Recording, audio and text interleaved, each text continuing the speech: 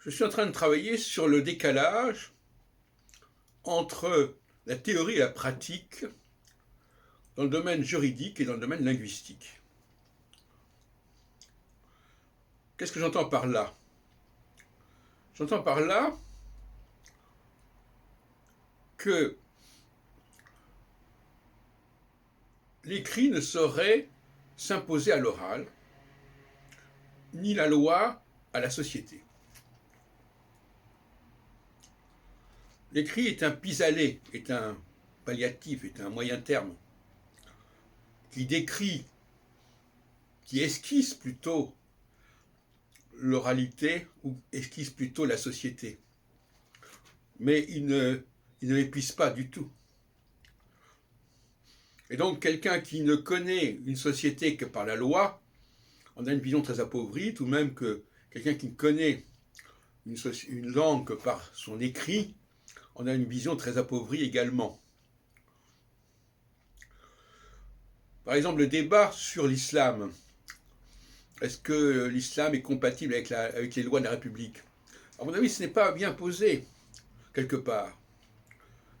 Les lois, les véritables lois, ce ne sont pas celles de l'écrit, ce sont celles de l'oral. Ce ne sont pas celles de la loi, au sens juridique, ce sont celles de la société. Et donc la question est de savoir si l'islam est compatible avec les lois de la société française et non pas de la République.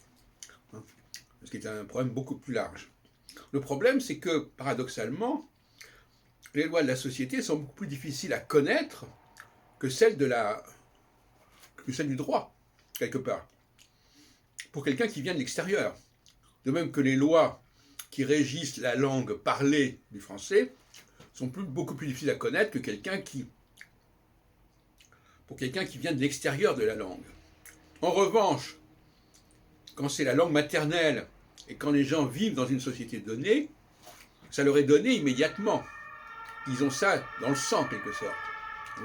Et ça, malheureusement, ça n'est pas si accessible que ça pour des étrangers.